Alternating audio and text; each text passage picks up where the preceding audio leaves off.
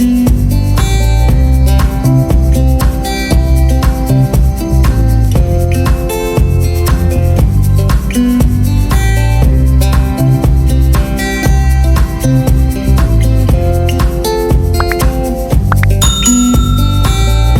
पढ़ाई नहीं रुकेगी कि हमारे लर्निंग प्लेटफॉर्म पर निष्ठा प्रशिक्षण के एक और मॉड्यूल पर सारगर्भित एवं सरस उपयोगी जानकारी लेकर हम उपस्थित हैं। भाषा का शैक्षिक, प्रासंगिक, साहित्यिक निहितार्थ तथा शैक्षिक रणनीतियों इत्यादि पर हमें प्रशिक्षित कराने वाला यह मॉड्यूल भाषा का शिक्षा शास्त्र है एवं यह मॉड्यूल नंबर 11 है। इस मॉड्यूल पर प्रत्येक सरोकारों की हमें विशेष समझ देने हेतु आज हमारे साथ भाषा के एक्सपर्ट डॉक्टर संध्या जैन मैम एवं शीबा खान मैम उपस्थित हैं। डॉक्टर संध्या जैन मैम राष्ट्रपति पुरस्कार प्राप्त व्यक्तित्व हैं तथा शीबा खान मैम भी शैक्षिक जगत हेतु एक परिचित तथा समर्पित हस्ताक्षर है। तो भाषा का शिक्षा शास्त्र पर आज की चर्चा के इन गौरवपूर्ण विशेषज्ञ द्वयों का हमारे प्लेटफॉर्म पर मैं प्रमोद श्रीवास्तव भावभीना स्वागत करता हूं। कार्यक्रम के जिज्ञासु श्रोताओं सहित आप सभी का पुनः वंदन एवं हार्दिक अभिनंदन। भाषा के संपूर्ण शिक्षा शास्त्र को ग्राह्य बनाने हेतु हम प्रश्नोत्तरी के माध्यम से अपनी चर्चा आपके सम्मुख रखने जा रहे हैं। तो अब पढ़ाई नहीं रुकेगी कि अपने स्लोगन के साथ चर्चा को हम प्रारंभ करते हैं और इस क्रम में मेरा पहला प्रश्न डॉक्टर संध्या जैन मैम से यह है कि भाषा शिक्षण शास्त्र पर आधारित मॉड्यूल 11 किन उद्देश्यों की पूर्ति में हमारी सहायता करेगा। धन्यवाद प्रमोद जी। सभी सुधी श्रोताओं और जिज्ञासु श्रोताओं को मेरा नमस्कार।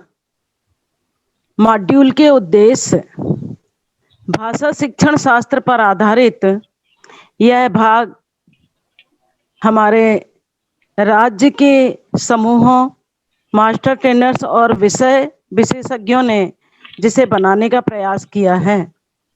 भाषा शिक्षा के विभिन्न पक्षों को समझना, जैसे भाषा सीखने की प्रकृति, सीखने में भाषा की भूमिकाएं, संसाधन और कार्यनीति के रूप में बहुधा शिक्षा नीति में भाषा भारतीय संदर्भों में भाषा शिक्षण के उद्देश्य निहितार्थ हैं।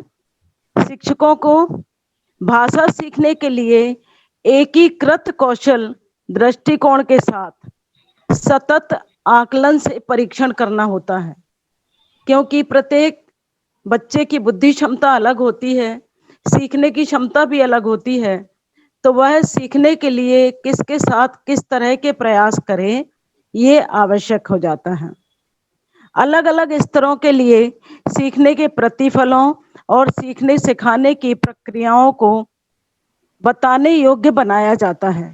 सामान्य सरोकारों की समझ बनाना, जैसे विद्यार्थी, जेंडर संबंधी मुद्दों, विशेष आवश्यकता वाले बच्चे, समावेशी कक्षाएं और विद्यालय आधारित व्यावसायिक शिक्षा और अन्य ऐसे संगत मुद्दों को जाने जो शिक्षण के समय आवश्यक होते हैं।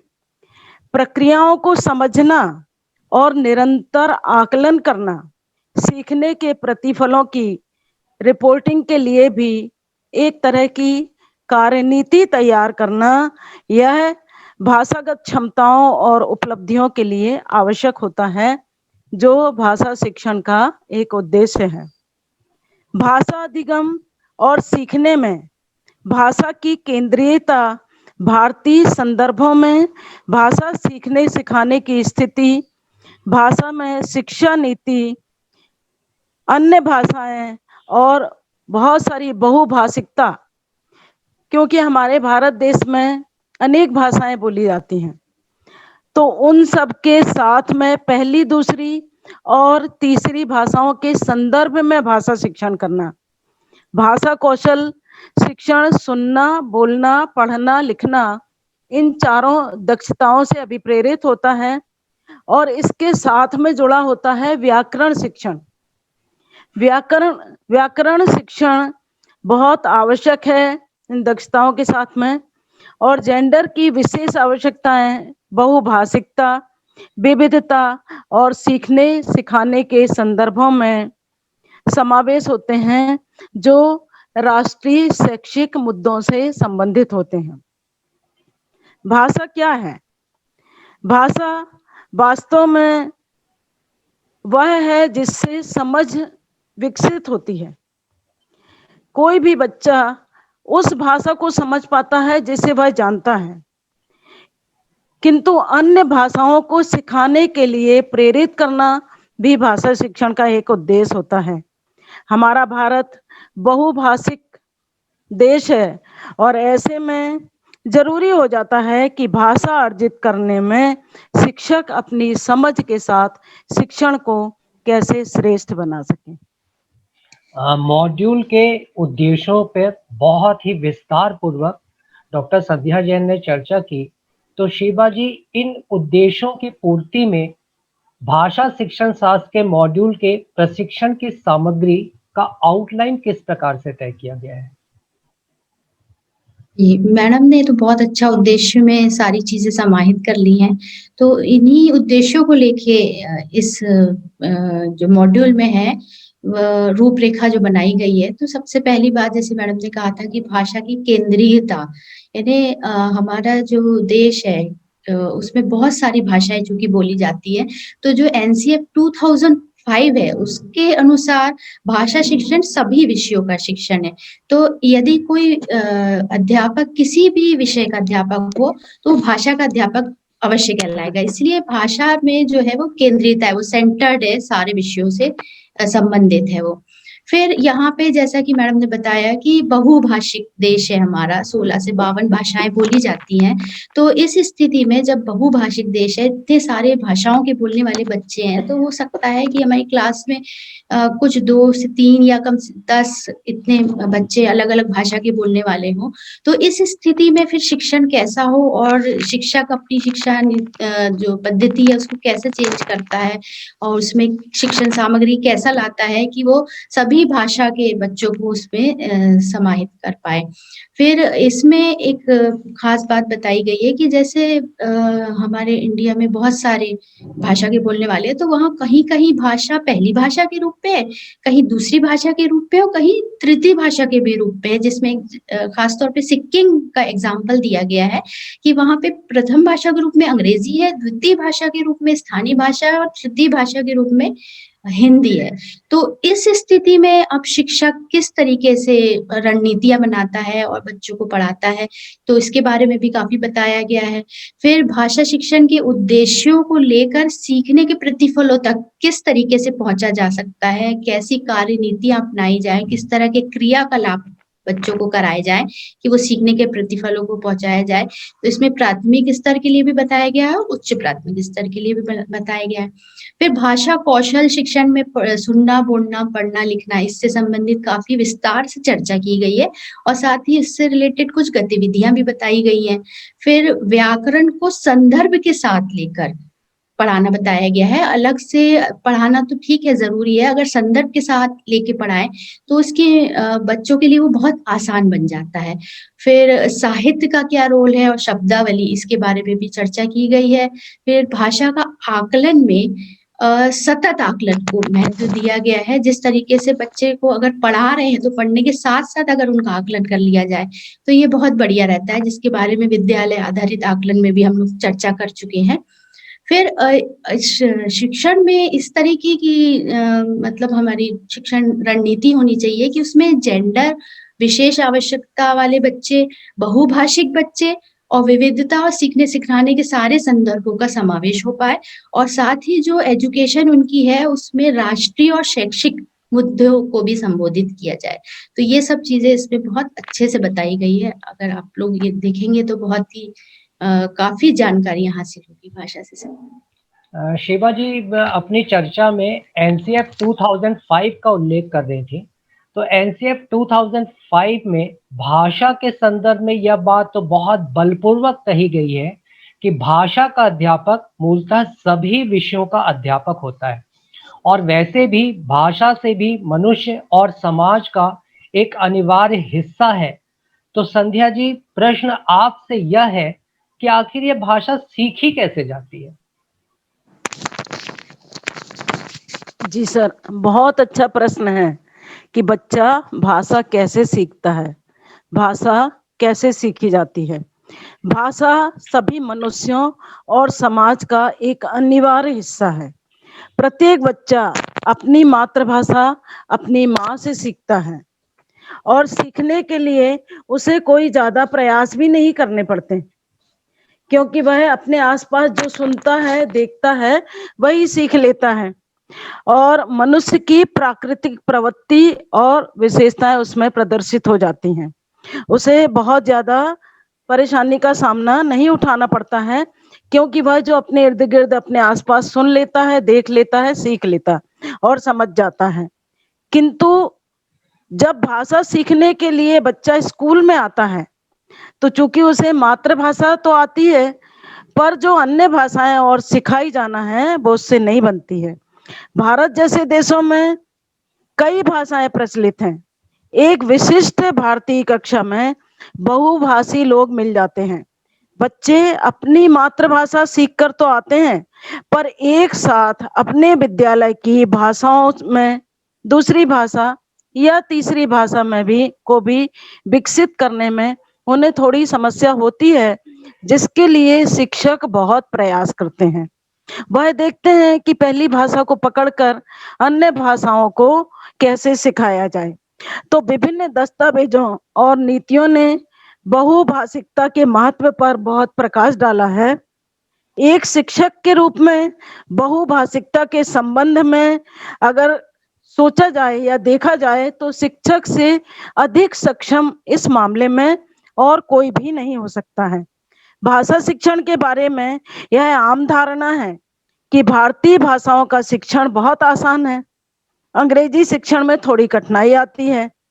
एनसीएफ 2005 में जोर देकर भी यह बताया गया है कि भाषा शिक्षण सभी विषयों के शिक्षण के लिए माध्यम बनता है। जैसे अभी शिवा जी भी कह रही थी कि सारे विषय का शिक्षक भाषा का शिक्षक होता है और भाषा का शिक्षक ही सारे विषय का शिक्षक होता है, क्योंकि भाषा ही अन्य भाषाओं को सीखने का माध्यम बन जाती है। कौशलों की अगर समेकित एकीकृत शिक्षा के संबंध में हम बात करते हैं तो मॉड्यूल के हिसाब से बालक में बहुत सारे कौशल एक साथ विकसित होते हैं और वह विकास समावेशित रूप से चलता रहता है। जैसे अभी कहा गया था दक्षताओं के बारे में कि बच्चा बोल लेता है पर लिख नहीं पाता है, फिर जब उसे बोलना और लिखना आ जाता है किंतु अभिव्यक्त नहीं कर पाता है, तो इन दक्षताओं को भी धीरे धीरे भाषा के माध्यम से विकसित किया जाता है। भारतीय परिदृश्य में प्रथम भाषा, द्वितीय भाषा और तृतीय भाषा में शिक्षण की स्थिति परिवर्तनशील है। राज्यों की परिस्थिति अनुसार कहीं पर हिंदी प्रथम भाषा है तो कहीं पर तृतीय भाषा है हिंदी। अगर अपन भारत के दक्षिण राज्यों की तरफ देखेंगे तो वहां हिंदी तृतीय भाषा है और उनके राज्यों की भाषा प्रथम भाषा और द्वितीय भाषा है। तो सीखने की परिस्थितियां अगर बाल केंद्रित होंगी तो बच्चा शीघ्र सीख सकता है। जैसे वह अपनी मातृभाषा के साथ विद्यालय में आया और शिक्षक ने उनके शब्दों को लेके उनसे बात की और उसको पढ़ाना प्रारंभ कर दिया, तो उसे वह बात बहुत अच्छी तरह समझ में आ जाएगी और फिर उससे दूसरी भाषा की ओर उन्मुख किया जा सकता है। जैसे कहानी पढ़ाई जा रही है और अगर कहानी शिक्षक ने वहां की स्थानीय भाषा में बताई तो ज्यादातर बच्चे 90% बच्चे तो उस कहानी को बहुत अच्छी तरह समझ लेंगे, क्योंकि वह वहां की स्थानीय भाषा है।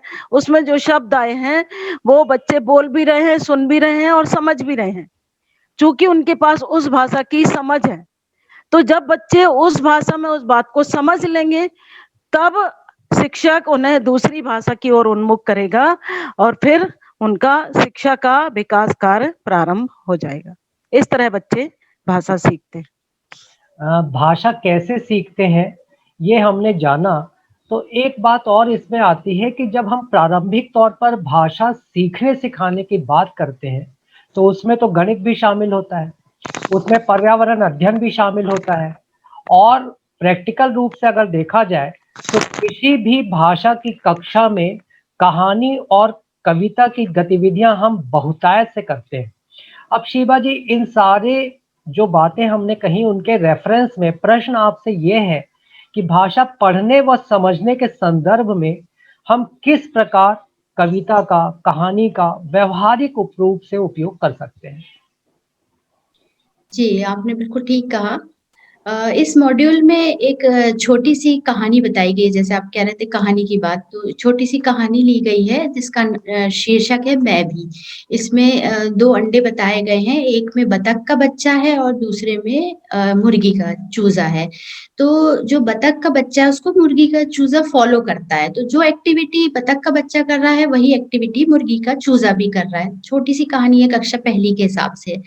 तो वो फ़ॉलो करते-करते मैं भी बोल-बोल के ये होता है कि जब बतख का बच्चा तैरने जाता है तो मुर्गी का बच्चा भी तैरने उसके पीछे जाता है मैं भी बोल के, तो मुर्गी का बच्चा तैर नहीं पाता, वो डूबने लगता है तो उसे बतख का बच्चा बचा लेता है। तो ये छोटी-सी कहानी में आप देखते हैं कि एक पहली क्लास के हिसाब से ये छोटी-सी कहानी अगर है, तो इसमें क्या सीख रहे हैं बच्चे कि कहानी के द्वारा हम किस तरीके से उनकी भाषा का डेवलपमेंट कर रहे हैं। कहानी को विस्तार दे रहे हैं, बच्चों से उनके नाम पूछ सकते हैं, पात्रों को नाम देना है या ऐसी तमाम तरह की गतिविधियाँ कहानी का शीर्षक दे दें या कहानी को बीच में से रोक के बच्चों से पूछ सकते हैं कि अब इसके आगे क्या हुआ होगा या चित्र दिखा के पूछ सकते हैं। तो इस तरीके से भाषा शिक्षण कहानी के द्वारा शुरुआती स्तर पे भी हो सकता है। अब अगर मान लीजिए एक व्यावहारिक ज्ञान की आप बात कर रहे थे, तो हम एक एक्टिविटी मान लीजिए ले लें कि क्या तैरेगा, क्या डूबेगा जो इस मॉड्यूल में दी गई है। इसमें बहुत सारे सामान लिए गए थे, पेंसिल, रबर, शॉर्पनर फूल, पत्ते, पत्थर ये सब चीज़ें ली गई थी। तो उसमें क्या तैरेगी और क्या डूबेगी की प्रैक्टिकल करके दिखाया गया था कि पानी में क्या तैरेगा, क्या डूबेगा, तो लकड़ी की चीज़ नहीं डूबती और प्लास्टिक की नहीं डूबती और कुछ चीज़ें डूब जाती है, जैसे पत्थर डूब जाता है, रबर डूब जाता है। अब ये तैरना और डूबना जो चल रहा है, ये गतिविधि, मज़ा तो बहुत आ रहा है बच्चों को, लेकिन अब इसमें विचार ये रहेगा कि इसमें भाषा शिक्षण कहाँ है? तो ये तो एक व्यावहारिक गतिविधि हो गई। तो जब एक शिक्षक ये कह रहा है कि क्या तैरेगा, क्या डूबेगा, तो पानी के अंदर कोई चीज़ को अगर वो डाल रहा है, तो क्या तैर रहा है, क्या डूब रहा है, बच्चों से बार-बार पूछ रहा है, बच्चे चीज़ों का नाम बता रहे हैं। तो बच्चे जब इस तरीके की भाषा को सुनते हैं और स्वयं इसका प्रयोग करते हैं, तो उनकी अभिव्यक्ति अलग-अलग ढंग से होगी। तो ये एक तरह से देखा जाए तो भाषा ही शिक्षण तो है। तो आप जो कह रहे थे कि पर्यावरण हो, चाहे गणित हो, चाहे विज्ञान की कक्षा हो, कोई भी कक्षा भाषा से अलग नहीं है क्योंकि उसमें भाषा का प्रयोग तो हो ही रहा है। कोई भी सीखना-सिखाना चल रहा है तो उसमें भाषा ज़रूर शामिल हो रही है। अब आप तीसरी बात कहे थे कि कविता के द्वारा कैसे भाषा शिक्षण हो सकता है, तो इस मॉड्यूल में एक डॉक्टर नीलकंठ हैं, उन्होंने बड़ा एक सुंदर सी कविता के द्वारा भाषा शिक्षण किस प्रकार से हो सकता है और बहुत अच्छे से हर जो उसकी स्टेप है, उसको बहुत बढ़िया तरीके से बताया है। तो उन्होंने एक कविता ली है केदारनाथ अग्रवाल जी की, वह चिड़िया जो। इसमें इस कविता के माध्यम से जो धारणाएँ हमने अभी बनाई है, उसमें भाषा पढ़ने और समझने के संदर्भ में उनका किस तरीके से व्यावहारिक रूप से उपयोग किया जा सकता है, तो बताया गया है। तो कविता की जो पंक्तियाँ हैं, उसको बहुत ही सुंदर ढंग से डॉक्टर नीलकंठ आरोह-अवरोह के साथ, लय के साथ और उसको बोलते हैं। तो उचित पाठ क्या होता है? एक्चुअली कविता का उचित पाठ वही होता है जिसमें विभिन्न आरोह-अवरोह के साथ, लय के साथ, उसके अर्थ, भाव सभी को कविता के में शामिल करते हैं, तब वो कविता बहुत अच्छी तरह बच्चों के समझ में आ जाती है। अब जो अलग-अलग विधाएँ होती हैं जैसे पढ़ना, कहानी, नाटक, कविता, ये सब क्या कौशल है? भाषा का ही कौशल है। तो जब हम चारों कौशल की बात करते हैं सुनना, बोलना, पढ़ना, लिखना, तो ये कौशल अलग-अलग नहीं है, ये एकीकृत है। अब किस तरीके से अगर हम बच्चे से बोल रहे हैं कविता पढ़ो, तो अगर वो कविता पढ़ रहा है तो कोई ना कोई उसे सुन भी रहा है। फिर बिल्कुल। इससे विद्यार्थी से अगर हम कुछ पूछते हैं कि कुछ बोलो, तो वो बोलते हैं तो जाहिर है बात कि वो कुछ सोच के, समझ के, कुछ उन्होंने पढ़ा होगा, कुछ सुना होगा, फिर उसी के आधार पे बोल रहे हैं। फिर हम लिखने को बोलते हैं। इस तरीके से चारों जो है कौशल वो इसी में शामिल हो जाते हैं। तो इसका कहने का मतलब ये है कि यह एक कविता को पढ़ते-पढ़ाते आप सभी भाषा के सारे कौशलों पर एक साथ काम कर रहे होते हैं और ये अलग-अलग नहीं होते, एकीकृत रूप में ही होते हैं और ऐसा नहीं कि सिर्फ़ कविता में, सभी विधाओं में, नाटक, कहानी इन सभी में चारों कौशलों का हम साथ-साथ ही उपयोग कर रहे होते हैं। लेकिन हाँ, एक बात है, अगर बच्चा उसको सिर्फ़ सुन रहा है और समझ नहीं रहा है, तो इसको हम उस कौशल का मतलब सही तरीके से इस्तेमाल नहीं हो रहा। हम ये समझेंगे कि क्योंकि वो सिर्फ़ सुन रहा है, समझ नहीं रहा, अभिव्यक्त नहीं कर पा रहा, तो इस पे अगर हम आकलन करने जा रहे हैं, तो यहाँ पर वो कौशल जो है उसमें कहीं न कहीं वो वीक है। तो यहाँ ध्यान देने की ज़रूरत है कि वह समझना भी बहुत ज़्यादा अनिवार्य है, तभी ये एकीकृत शामिल किया जाएगा। तो कविता में अब बात आती है कि अब कविता में जो शब्द आए हैं, उनका क्या किया जाए? तो उन शब्दों को बच्चों के सामने रखना चाहिए और उनको अगर वो अर्थ करते हैं स्वयं तो बहुत अच्छी बात है, नहीं तो टीचर को संकेत देना चाहिए कि वो संकेत द्वारा अर्थ निर्माण की प्रक्रिया से बच्चों को जोड़ पाएँ।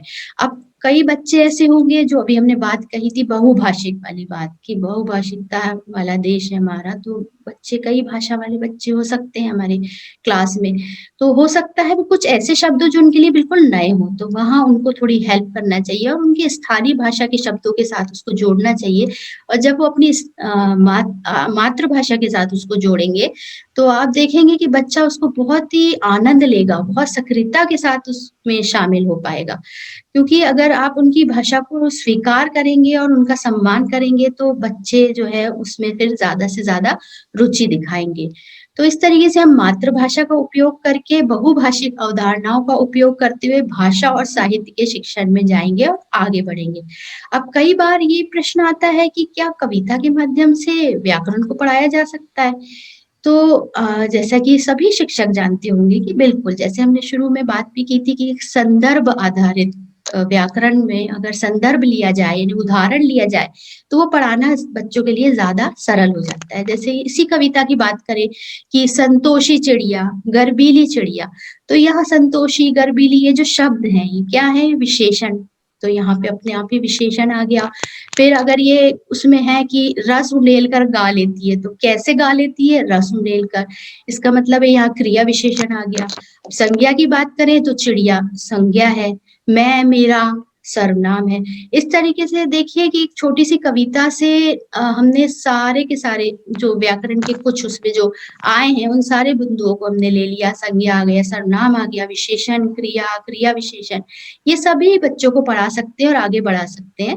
तो वस्तुतः देखा जाए तो शब्दों का अर्थ संदर्भ में ही खुलता है और व्याकरण को भी संदर्भ में ही पढ़ाया जाना चाहिए।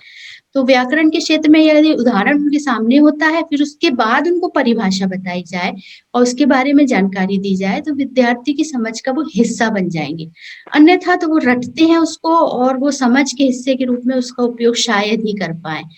अब अर्थ की अगर बात आती है किसी कविता के तो उसमें हम अर्थ को इस तरीके से प्रस्तुत करें या बच्चे को है संकेत देते हुए ऐसे प्रस्तुत प्रेज़ेंट करने के लिए कहें कि वो अपने मन के भाव को उसमें शामिल कर पाए। जैसे कोई लड़की है तो वो अपने आप को चिड़िया मानते हुए उसके क्या मन के भाव हैं वो प्रेज़ेंट कर पाए या कोई बच्चा है खेलते-कूदते समय जो उसके भाव आते हैं उसको वो अभिव्यक्त कर पाए। तो इस तरीके के अगर उनके भाव उसमें शामिल हो जाएँगे, तो आप देखिए जो हम बात कर रहे थे सामाजिक और राष्ट्रीय मुद्दों की, तो उसका भी इस कविता के द्वारा विस्तार किया जा सकता है। तो आपने देखा एक कविता के द्वारा हम कितनी चीज़ों को उसमें शामिल कर पाए, बच्चों की मातृभाषा ले पाए, उसके सहयोग से आगे बढ़े और फिर राष्ट्रीय सामाजिक मुद्दों तक हमने उसे शामिल किया और फिर परिवेश से भी उसको जोड़ सकते हैं। तो ये तो एक एग्ज़ाम्पल है, इस तरीके के और भी कोई उदाहरण लिए जा सकते हैं क्योंकि इसमें हर सारी धारणाएँ तो नहीं आई हैं, तो कुछ अलग धारणा के लिए अलग उदाहरण भी लिए जा सकते हैं। बहुत बढ़िया। शिवा जी, आपकी बड़ी सार्थक चर्चा से एक बात तो बहुत स्पष्ट हुई है कि भाषा शिक्षकों के रूप में हमें यह समझने और ना केवल समझने बल्कि यह प्रतिबिंबित करने की आवश्यकता है कि भाषा सीखने की आइडियल स्थिति हम विभिन्न गतिविधियों से कैसे पैदा कर सकते हैं। तो संध्या मैम, अब आपसे इसी संदर्भ में प्रश्न यह है कि जो आइडियल स्थिति की हम बात कर रहे हैं, उसके कंपैरिजन में अगर हम अपनी कक्षा के संदर्भों में देखें, तो भाषा सीखने की हमारी कक्षाओं में क्या स्थितियां आपको दिखाई देती हैं? अभी जैसा कि शिवा मैम ने कहा कि समझ, सबसे पहले समझ अगर विकसित होगी तो हमारी एक साथ चलने वाली गतिविधियों का फायदा बच्चों को में देखने मिलेगा। हम देखते हैं कि बच्चों में सामर्थ्य का विकास करना बहुत आवश्यक है, ताकि हम जो कह रहे हैं या वो जो भी सुन रहे हैं उसको समझ सकें। जैसे वो कविता केवल सुन रहा है और समझ नहीं रहा है, तो ना उसे इतना आनंद आएगा, ना वो उसके अर्थ को ठीक तरह से समझ पाएगा। तो बच्चों को सुनने के साथ उनकी समझ को विकसित करने के लिए कई छोटी छोटी गतिविधियां कराई जा सकती हैं, जिनके माध्यम से उनकी समझ विकसित हो। जैसे अभी शिवा जी ने जो कविता का इसमें मॉड्यूल में बताया गया था कि वो कविता इस तरह से पढ़ी गई कि अपने आप बच्चों का ध्यान उसकी ओर केंद्रित हुआ और उसके कठिन शब्दों के भी अर्थ जानने की कोशिश बच्चे ने की, या व्याकरण को उसके माध्यम से बताया गया तो वो उसमें अच्छी तरह से समझ पाए। तो समझ के साथ पढ़ने की क्षमता विकसित करने के साथ एक सहज अभिव्यक्ति का विकास करना आवश्यक होता है। बच्चों को अगर गूढ़ शब्दों के माध्यम से या गूढ़ बात कह दी जाए तो उनके समझ में नहीं आती, लेकिन एक सहजता के साथ पहले सरल शब्दों में अगर कोई बात बताई जाती है तो वो बहुत सरलता से समझ लेते हैं।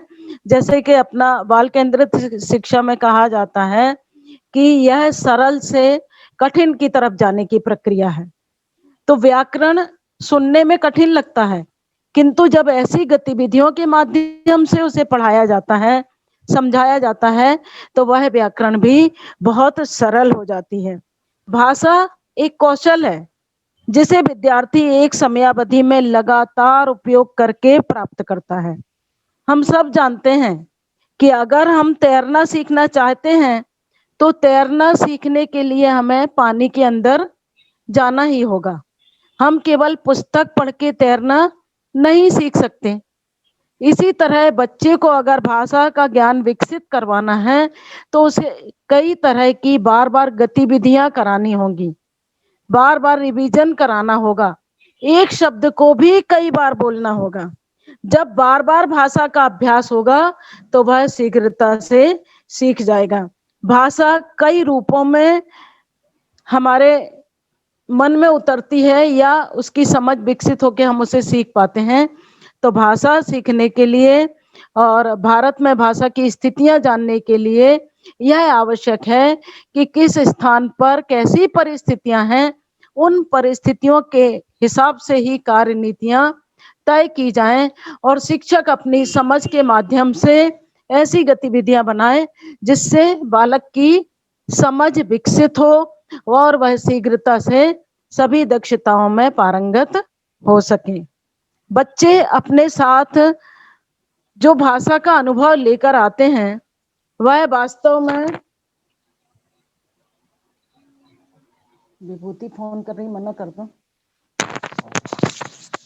जो अनुभव लेकर आते हैं उनकी दुनिया जो होती है उसमें मूल बच्चों के बारे में यह धारणा होती है कि बच्चे दुनिया में अपनी एक समझ लेकर आते हैं, अपने घर से, अपने परिवार से, अपने बड़े बुजुर्गों से। तो उसके साथ ही ऐसी गतिविधियां कराई जाएं जो उसे दक्ष करने में समर्थ हो सके। मॉड्यूल की काफी चर्चाएं हम लोगों ने अभी तक कर ली है। इसमें एक बात और आ रही है कि बच्चे घर परिवार से, अपने परिवेश से, अपनी भाषा, अपने अनुभव व नजरियों की समृद्ध जिन भाषाई पूंजी को लेकर आते हैं, शिवा जी आपसे जानना है कि इतनी सारे रिच तो उनके पास अपने आप भाषा थी, तो उनका इस्तेमाल भाषा सीखने सिखाने के लिए हमारा विद्यालय किस प्रकार से अच्छे से कर पाता है? जी। बच्चे वास्तव में जब बच्चा स्कूल आता है तो आप विश्वास नहीं करेंगे कि एक शोध द्वारा बताया गया है कि करीब 2500 शब्द वो जानकारी रखता है वो, इतना सारा संग्रह उसके पास है। तो जब इतनी सारी जानकारी है, इतने सारे शब्दों का संग्रह उसके पास है, तो हमारा क्या काम है कि बस थोड़ा-सा उनके बैकग्राउंड को लेके, उनकी भाषा को लेके उसी को आगे बढ़ाना है। तो इनकी जो भाषाई पूँजी है, इसका इस्तेमाल हम भाषा सीखने-सिखाने के लिए कैसे करें, ये एक शिक्षक के ऊपर डिपेंड करता है। तो जब पहली बार विद्यालय में बच्चा आता है तो वो अनेक शब्दों के अर्थ और उसके प्रभाव से परिचित होता है, लेकिन उसके मूर्त रूप ये सब उसके लिए अमूर्त रहता है। तो जो चिन्ह रहती है या उससे संबंधित ध्वनियाँ ये सब अभी उसके लिए अमूर्त है। तो अगर उसको हम पढ़ाना सिखा रहे हैं तो उसके लिए कुछ अर्थपूर्ण सामग्री होना चाहिए, जो और किसी उद्देश्य के लिए होना चाहिए। जैसे कि मान लीजिए आम का पढ़ा रहे हैं, तो पहले आम का चित्र दिखाया जाए या आम के बारे में डिस्कस उससे किया जाए, यानी उसके पूर्व ज्ञान से को लेकर हम आगे बढ़ेंगे। फिर उसको मूर्त रूप में कैसे लिखते हैं, ये सब दिखाएँगे तो वो ज़्यादा बेहतर होगा कि इससे बच्चा जो है वो इंटरेस्ट लेगा, उसे लगेगा कि हाँ, ये सब हमारी परिचित चीज़ें हैं। फिर इसके बाद जैसे कहानी अगर मान लीजिए सुनने और पढ़ने की बात कर रही है, तो उसमें आनंद बच्चा कैसे ले?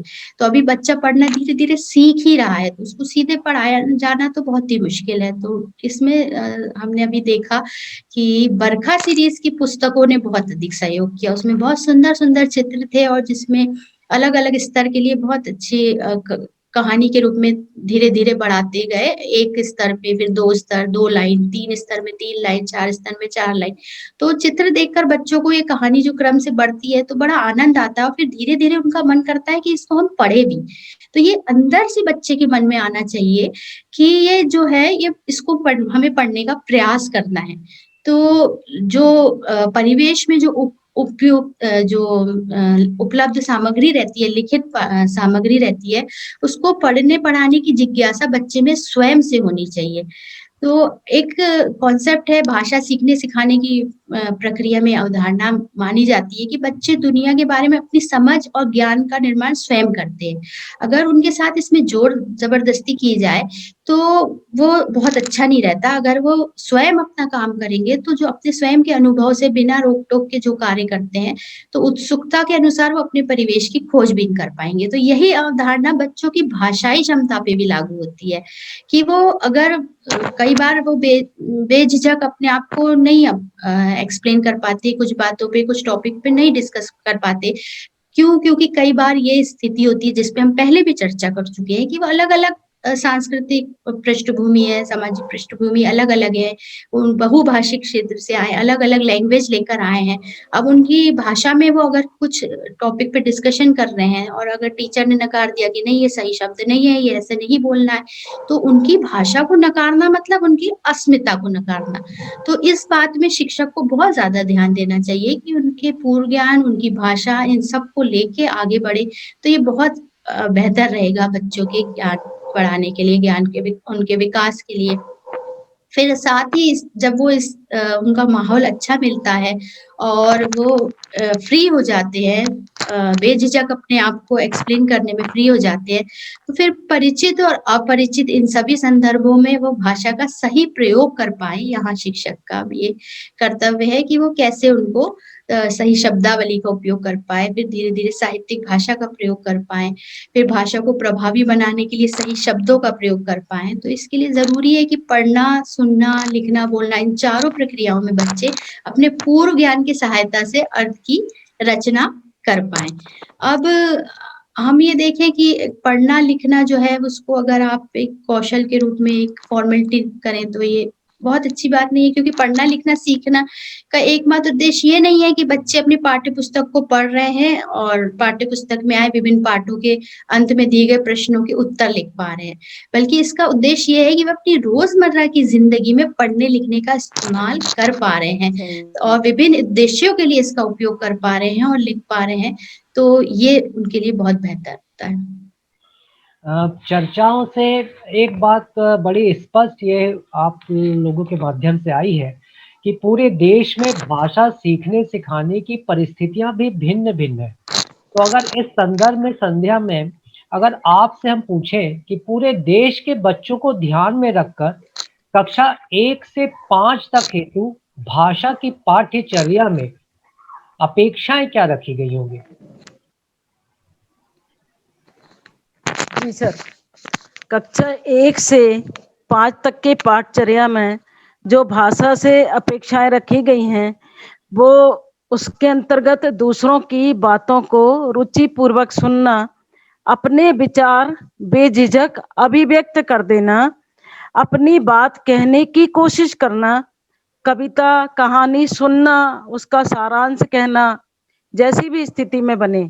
अगर पूरे पूरे वाक्य बालक नहीं भी बोल पा रहा है, तो भी अपने छोटे छोटे वाक्यों के माध्यम से स्वतंत्र अभिव्यक्ति में अपनी दक्षता हासिल कर लेना, और किसी भी बात को ध्यान पूर्वक सुनना भी और सुनाना भी।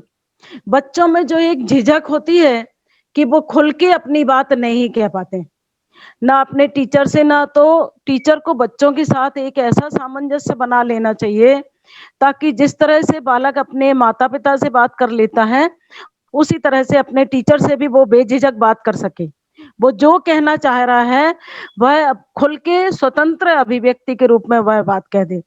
तो अपनी भाषा को जब वो इस तरह से कह पाता है, तो वह अपने अनुभव से भी उनको जोड़ने लगता है। फिर उसको जो भी उसने पढ़ा है, सुना है और समझा है, वह अपनी परिस्थितियों के साथ जोड़ता है, जो पाठचर्या का एक महत्वपूर्ण अंग होता है। जैसे बच्चे गणित पढ़ते हैं, किंतु अगर वो कोई चीज क्रय विक्रय करेंगे तो उसमें जोड़ना घटाना, पैसे लेना देना, ये सब अगर वो नहीं कर पा रहे हैं, तो उनका शायद गणित पढ़ना सार्थक नहीं होगा। तो शिक्षा वहीं पर सार्थक होती है जहां वह अपने अनुभव में, अपने कार्यों में भी इस्तेमाल की जाने लगे। बच्चा लिपि चिन्हों को देखकर समझ जाए, उनकी ध्वनियों को सुनकर समझ जाए। शुरुआती दौर में चित्र और संदर्भ के आधार पर अनुमान लगाते हैं बच्चे। जैसे उन्हें अनार का पढ़ाया गया, अनार का चित्र दिखाया गया, उसने पढ़ लिया, लेकिन कभी उसके सामने अगर अनार आएगा और वो उसे देख के कह दे ये अनार, तब वहां हमारी पाठचर्या सार्थक सिद्ध हो जाएगी। और पढ़ने की प्रक्रिया को दैनिक जीवन के, स्कूल के और बाहर की जरूरतों से भी जोड़कर बताया जाना चाहिए, ताकि वह केवल पुस्तकीय ज्ञान ना हो, केवल भाषाई ज्ञान ना बने, उसका विस्तृत उपयोग हो सके। पुस्तकालय और विभिन्न स्रोतों के माध्यम से भी, पुस्तकालयों में विविध प्रकार की चित्रात्मक पुस्तकें होती हैं, छोटी छोटी कहानियों की पुस्तकें होती हैं, और उनमें पढ़ने की रुचि बढ़े, इसलिए यदि वो पुस्तकालय में जाते हैं और अपनी पसंद की किताबों को ढूंढकर पढ़ते हैं, अपने पसंद के चित्रों को देखते हैं, समझते हैं और उनके बारे में लिखना चाहते हैं, तो यह भी पाठचर्या का एक सुंदर अवसर होगा। अलग अलग विषयों पर अपने अलग अलग उद्देश्य वो लिख भी सकते हैं, बता भी सकते हैं। अपनी कल्पना से कविता और कहानी भी लिख सकते हैं, अगर उनमें पढ़ने की और बोलने की दक्षता विकसित हो जाती है। तो पाठचर्या में यद्यपि यह सब होता है, कविता जब भी पढ़ाई जाती है तो शिक्षक 2 बार 3 बार दोहराव करवाता है, बच्चे उसको दोहराता है। फिर अगर उसे कहा जाए कि तुम इससे मिलते जुलते समान ध्वनि वाले शब्द, तुकांत शब्दों को जोड़ के 2 लाइन बनाओ, तो हो सकता है छोटे बच्चों में भी, तीसरी चौथी पांचवी छठवीं के बच्चे भी 1 2 पंक्ति का निर्माण कर लेंगे। तो ये पाठचर्या का एक विकसित रूप होगा। नए शब्द, अब नए शब्दों का, बच्चे कई नए शब्दों से परिचित नहीं होते हैं, तो उन्हें अगर किसी शब्द का अर्थ नहीं मिल रहा है, तो उन्हें पता होना चाहिए कि हमें शब्दकोश में इस शब्द का अर्थ मिल सकता है, और शब्दकोश को हम किस तरह से देख सकते हैं और उसका अर्थ लाकर उसका उपयोग हम अपने पाठ्यक्रम में या अपनी पढ़ाई में कर सकते हैं। सीखने सिखाने की बहुत सी प्रस्तावित प्रक्रियाएं हो सकती हैं, जिसके अनुसार हमें सीखने के प्रतिफल भी प्राप्त होते हैं। बहुत से उद्देश्य हैं जो अपनी भाषा और स्कूल की भाषा का इस्तेमाल करते हुए, बातचीत करते हुए, कविता कहानी के माध्यम से बच्चों के सीखने में आते हैं। कहा जा रहा है कि मान लो एक कहानी ग्रामीण परिवेश की सुनाई गई, और उसमें जो चित्रण या हाव भाव के साथ उस कहानी को बताया गया है, तो बच्चे के मन में इतनी जिज्ञासा उत्पन्न हो जाए कि वह कहने लगे मैं गांव देखना चाहता हूँ कैसा होता है, या गांव से संबंधित चीजें ढूंढकर पुस्तकालय से पढ़ने लगे।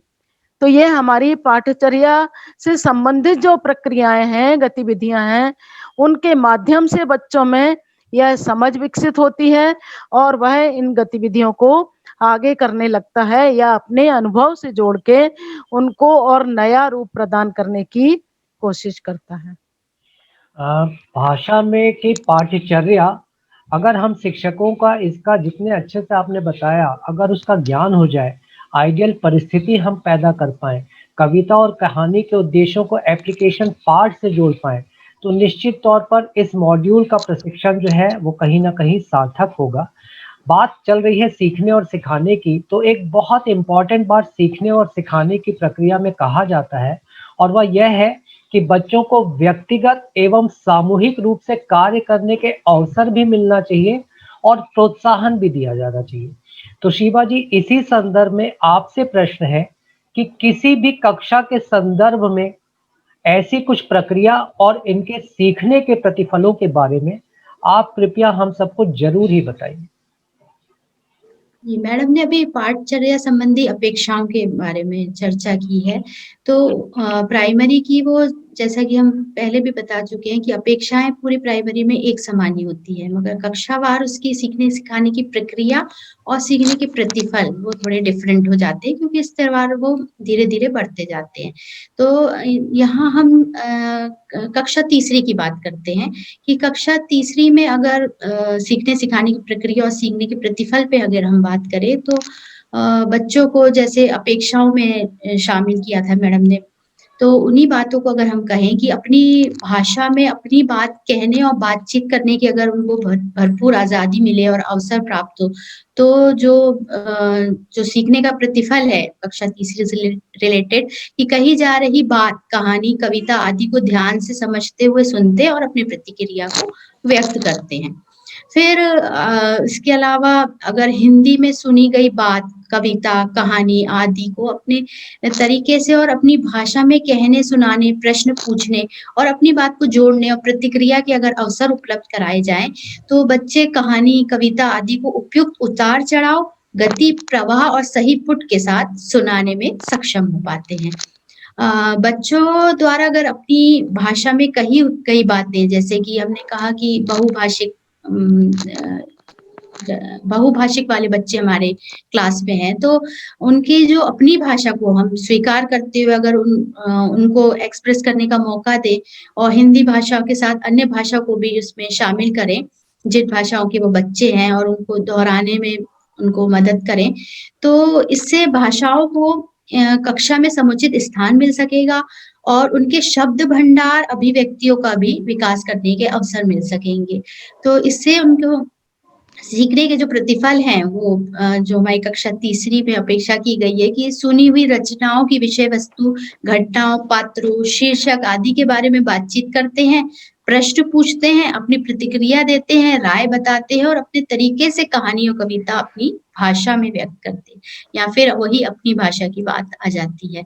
फिर अगर प्रक्रिया में हम शामिल करें कि पढ़ने का कोना जो आजकल हम लर्निंग रीडिंग कॉर्नर बना रहे हैं या पुस्तकालय में स्तरानुसार विभिन्न प्रकार की रोचक सामग्री जैसे बाल साहित्य, बाल पत्रिकाएँ, पोस्टर, ऑडियो वीडियो सामग्री ये सब अगर उपलब्ध कराते हैं, तो इससे बच्चों में प्रश्न पूछने का जो है वो उत्सुकता जागृत होगी, वो अपनी राय दे पाएँगे और अपने सहपाठियों के साथ जो बुक्स वगैरह है, बाल पत्रिकाएँ ये सब पढ़कर, पोस्टर देखकर वो चर्चा करेंगे, एक-दूसरे के प्रश्नों का उत्तर देंगे। तो ये सीखने के प्रतिफल जो हैं इसके ये हमें प्राप्त हो इन प्रक्रियाओं द्वारा आसानी से प्राप्त हो सकते हैं। इसमें वो मौखिक रूप से भी अपनी अभिव्यक्ति कर सकते हैं और साथ ही लिखित रूप से भी अभिव्यक्ति कर सकते हैं। अब प्रक्रिया में और अगर हम देखें कि सुनी-देखी बातों को अपने तरीके से अगर उनको अपनी भाषा में लिखने का अवसर अगर दिया जाएगा, तो वो अलग-अलग तरह की रचनाओं में आए नए शब्दों के संदर्भ में समझकर उनका अर्थ भी सुनिश्चित करने में आगे जाके सक्षम हो पाएँगे।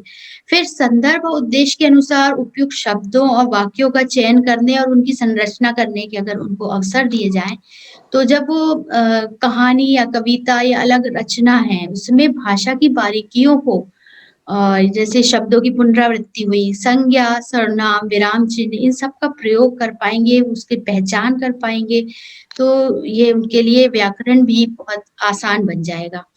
फिर अगर उनको एक प्रक्रिया दी जाए कि अपना परिवार, विद्यालय, मोहल्ला, खेल का मैदान या गाँव के चौपाल जैसे विषय पर या स्वयं कोई भी विषय अपने आप चुनाव करके अपने अनुभवों को लिखकर एक-दूसरे के बाँटने के उनको अवसर दिए जाए। ये ना हो कि सीमित हो, एक-दूसरे से चर्चा भी करें, चाहे तो ग्रुप में भी बना सकते हैं या इंडिविजुअल भी कर सकते हैं, तो एक-दूसरे को कॉपी एक-दूसरे की दी जाए और फिर वो देखें कि उसने क्या विचार लिखा है या ग्रुप में एक-दूसरे से शेयर करें।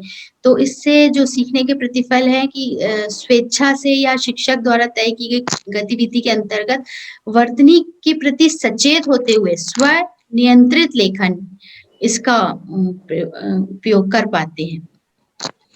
तो इस तरीके से हम देखते हैं कि कक्षा तीसरी की थोड़ी-सी प्रक्रियाएँ और सीखने के प्रतिफल में हमने चर्चा करके देखी और ऐसे ही कक्षा पहली से 5वीं तक बहुत सारी प्रक्रियाएँ और सीखने के प्रतिफल बताए गए हैं, जिस पे शिक्षक यदि काम करेगा तो हमें पाठ्यचर्या संबंधी अपेक्षाएँ हैं, ये पूर्ण करने में निश्चित ही वो सफल हो। चलिए प्राथमिक स्तर से थोड़ा स्तर को आगे बढ़ाते हैं, उच्च प्राथमिक स्तर तक हम पहुँचते हैं और यहाँ पर संध्या मैम आपसे ये जानना है कि सीखने के प्रतिफलों की बहुत चर्चा हम कर रहे हैं लगातार, तो सीखने के प्रतिफलों के रूप में पढ़ना-लिखना के संदर्भ में उच्च प्राथमिक स्तर पर मुख्य रूप से क्या अपेक्षाएँ रखी गई हैं? जी, प्राथमिक स्तर से जब हम आगे बढ़ते हैं, तो प्राथमिक स्तर में बच्चे बहुत अच्छी तरह पढ़ना लिखना सीख जाते हैं और उच्च प्राथमिक स्तर तक पहुंचकर शिक्षार्थी पढ़ते समय किसी रचना से भावात्मक रूप से जुड़ भी सकें और कोई नई किताब या रचना सामने आने पर उसे उठाकर पलटने की उत्सुकता भी दिखा सकें। ऐसी प्रतिक्रिया उनमें होना चाहिए। अगर ऐसी भावना पैदा हो जाती है तो मुख्य रूप से ये अपेक्षा रहती है कि बालक में पढ़ाई के प्रति रुचि उत्पन्न हो चुकी है। हमारे पढ़ने का तरीका इस बात पर भी निर्भर करता है कि हमारे पढ़ने का उद्देश्य क्या है। अक्सर ऐसा होता है कि अगर कोई लेख है या निबंध है तो उसमें बच्चों की रुचि कमतर होती है, किंतु कोई कहानी है या कविता है और बच्चों की रुचि के हिसाब की है तो वो उसको एक बार अगर कक्षा में पढ़ा भी दिया गया है तो भी वह दोबारा फिर से कोशिश करेगा किताब को पलट के पढ़ने की। तो ये दोनों स्थितियां होती हैं और इसमें अभिभावक और समुदाय के व्यक्ति भी शामिल हो जाते हैं। वो इस तरह से शामिल होते हैं कि बालक ने मैम ने या टीचर ने कोई कहानी उनको सुनाई, जैसे अपना स्थान स्वयं बनाइए, और बच्चे ने उस कहानी को अपने घर में अपने माता पिता को गार्जियंस को बताया सुनाया तो वो भी उस बात से जुड़ गए और उनकी जो मन स्थिति बन जाती है वह वास्तव में हमारे शिक्षा के सरोकारों को भी पूर्ण कर लेती है। कुल मिलाकर प्रयास यह होना चाहिए कि किसी भी स्थिति में जो उनकी सोच है वह पूर्वाग्रह से ग्रसित ना हो, उसमें जो सरोकार हैं वो समाज के और जीवन के सरोकार हों, उसमें बच्चे में विश्लेषण करने की और व्याख्या करने की क्षमता उत्पन्न हो सके। उच्च प्राथमिक स्तर तक आते आते बच्चों में व्याख्या करने की या भावार्थ लिखने की क्षमता आ जाती है समझ के साथ साथ, तो वह इन बातों को अभिव्यक्त करने का अभ्यस्त हो जाए, उसका बार बार अभ्यास करे, किसी रचना को सुनकर या पढ़कर उस पर अपनी गहन चर्चा करने के लिए भी तैयार हो जाए। अगर उस बात पर उससे चर्चा की जाए कि इस कविता से आपको क्या समझ में आया, इसमें कोई शिक्षा निहित है क्या, या कवि ने ऐसा लिखा है तो क्यों लिखा, तो उस समय बालक इस पर भी चर्चा करने के लिए तैयार हो जाता है। क्योंकि इस तरह से भाषा की कक्षा में सुनना, बोलना, समझना और अभिव्यक्त करना चारों दक्षताएं एक साथ चलती हैं और बहुत कुछ हद तक वो विकसित भी हो चुकी होती हैं। तो हमारे जो उच्च प्राथमिक स्तर की जो अपेक्षाएं होती हैं वो यहाँ पर आकर पूर्ण भी हो जाती हैं। इसमें सीखने के कई प्रतिफल भी हमें प्राप्त होते हैं। जैसे जब बच्चा उच्च प्राथमिक स्तर पर आता है तो बहुत सारी ध्वनियों से अवगत हो जाता है। बहुत सारे ऐसे कठिन शब्द होते हैं जिनके अर्थ उसे पता होता है। वह घर में भी या इस विद्यालय में भी समाचार पत्रों को भी पलटता है, कभी कभी उनकी हेडलाइन भी पढ़ता है और कुछ खबरों को जानने समझने की भी कोशिश करता है। पढ़ी सुनी रचनाओं को समझकर उनको पुनः अभिव्यक्त करने का प्रयास करता है और अपने स्तर के अनुकूल वह दृश्य श्रव्य माध्यम की सामग्री जैसे पत्र पत्रिकाएं, टेलीविजन, कंप्यूटर, इंटरनेट, नाटक इत्यादि में भी अपनी राय व्यक्त करने लगता है। टीवी पर कोई खबर आ रही है, कोई समाचार आ रहा है, तो उसको सुन के अगर उसके मन में जिज्ञासा आती है तो वो अपने अभिभावक से तुरंत पूछेगा कि पापा इसका क्या मतलब है, ये कहाँ पर ऐसा हुआ है, क्यों हुआ है, क्या कारण। तो वो जिज्ञासा ही वास्तव में उसकी क्षमता प्रदर्शित करने लगती है। ये सीखने का प्रतिफल है। हिंदी भाषा में अभिव्यक्त बातों की तार्किक समझ उसमें आ जाती है। विभिन्न संदर्भों में प्रयुक्त भाषा की जो बारीकियां होती हैं वह समझने लगता है।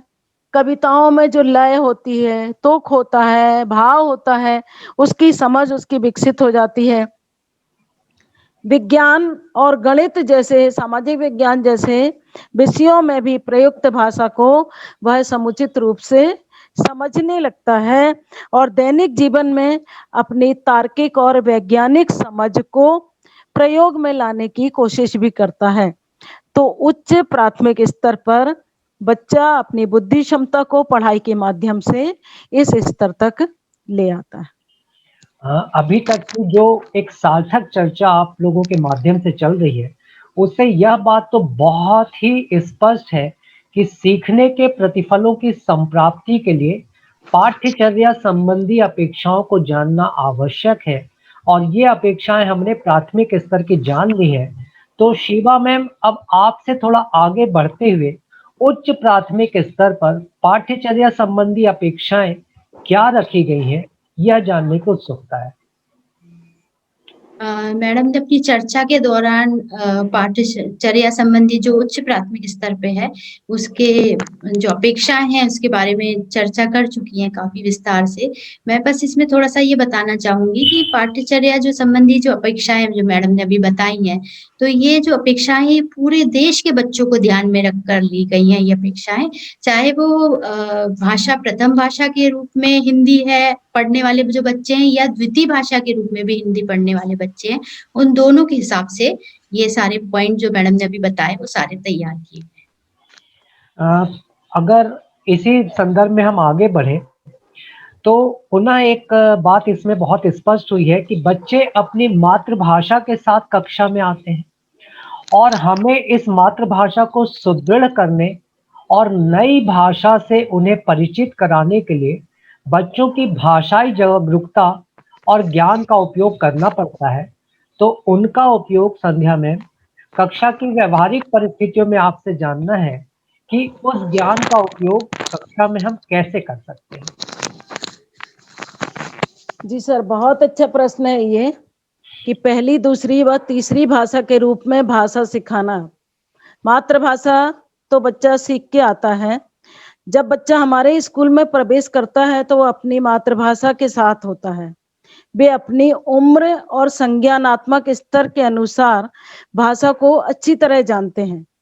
जैसे अभी शिवा मैम ने कहा था कि 2500 से 3000 का शब्द भंडार उस समय भी बच्चे का होता है।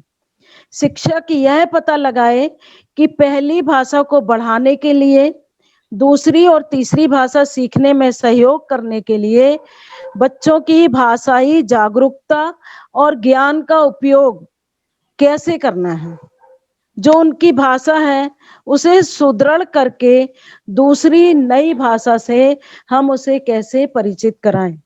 भारत में गैर अंग्रेजी माध्यम या कम संसाधनों वाले अंग्रेजी माध्यम या गैर हिंदी भाषी राज्यों में हिंदी को ऐसी स्थितियों का सामना करना पड़ता है। दूसरी या तीसरी भाषा के रूप में भाषा के शिक्षण अधिगम के लिए कार्य नीतियां अलग अलग होती हैं, उनकी जरूरतें भी अलग अलग होती हैं और तरीके भी अलग अलग होते हैं। अन्य क्षेत्रों में हिंदी, उर्दू या किसी भी भारतीय भाषा को दूसरी या तीसरी भाषा के रूप में पढ़ाया जाता है। जैसे हिंदी दक्षिण राज्यों में तीसरी भाषा है। उदाहरण के तौर पर उड़ीसा, सिक्किम, नागालैंड, मणिपुर या छत्तीसगढ़ लें तो इन राज्यों में आदिवासी या गौड़ भाषाओं की स्थिति ले सकते हैं कि उस तरह से मातृभाषा के साथ जोड़कर ही अन्य भाषाओं को सिखाना आवश्यक हो जाता है। शिक्षकों को अपने भाषा शिक्षण के उद्देश्यों और उनके सीखने के चरण या कक्षा के सीखने के प्रतिफलों को समझने की आवश्यकता होती है, ताकि उनकी कक्षा की गतिविधियों के लिए प्रभावी ढंग से योजना बनाई जा सके। सभी राज्यों, संघ शासित राज्यों के लिए सीखने के प्रतिफलों का कार्यान्वयन अनिवार्य है। सीखने के प्रतिफल भाषा शिक्षण अधिगम के अतिव्यापी उद्देश्य, कौशल और दक्षताओं के साथ साथ संरेखित होते हैं और इन उद्देश्यों को योग्यता आधारित शिक्षण में बदल देते हैं। अतः पढ़ना, लिखना, अभिव्यक्त करना और क्षमताओं का विकास करना ही इसकी प्राथमिकता होती है। भाषा की अगर बात की जाए दक्षताओं की, तो मूल रूप से 4 दक्षताएं हैं: सुनना, बोलना, पढ़ना और लिखना। और जिसे याद रखने के लिए हम LSRW से इसे याद भी रख सकते हैं। तो शिवा मैम, अब आपसे जानना है कि इन मूल भाषाई दक्षताओं में से अगर सुनना बोलना की हम बात करें, तो इसके लिए कुछ शैक्षणिक प्रक्रियाएं तथा गतिविधियों के बारे में आप हमें यहाँ पर बताइए।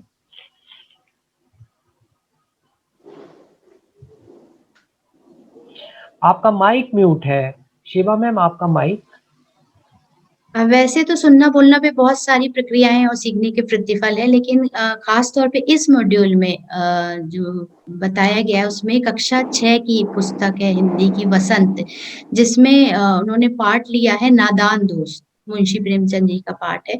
तो उसके आधार पे जो शैक्षणिक प्रक्रिया सीखने के प्रतिफल की बात की गई है, तो हम उसी पे चर्चा करेंगे। तो इसमें जो शैक्षणिक प्रक्रियाएं बताई गई हैं, उसमें बच्चों की सुनने की समझ विकसित करने के लिए एक संसाधन के रूप में हिंदी समाचार, टीवी, रेडियो को सुन सकते हैं बच्चे। फिर उपशीर्षक के साथ हिंदी फिल्में, धारावाहिक, शैक्षिक चैनल देखना, सुनना या दृश्य श्रव्य जो सामग्री होती है, इन सबको सुनाना और उसको आपस में साझा करना। और आवाज वाली टॉकिंग किताबें, अध्यापक द्वारा दी गई सामग्री से पढ़ना और समझना एवं जवाब देना। इसके अतिरिक्त एक और शैक्षणिक प्रक्रिया इसमें बताई गई कि व्यक्तिगत बातचीत में भाग लें बच्चे सभी, अपनी भाषा में भी अपनी भाषा का भी प्रयोग कर सकते हैं।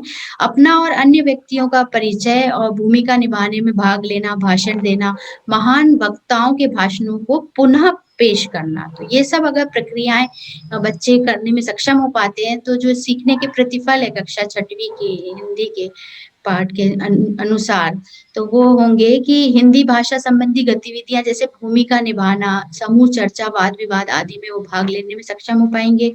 कविताएं, गीत, चुटकुले, पहेलियां, टंग ट्विस्टर आदि को सुनाना और साझा करने में सक्षम हो पाएंगे।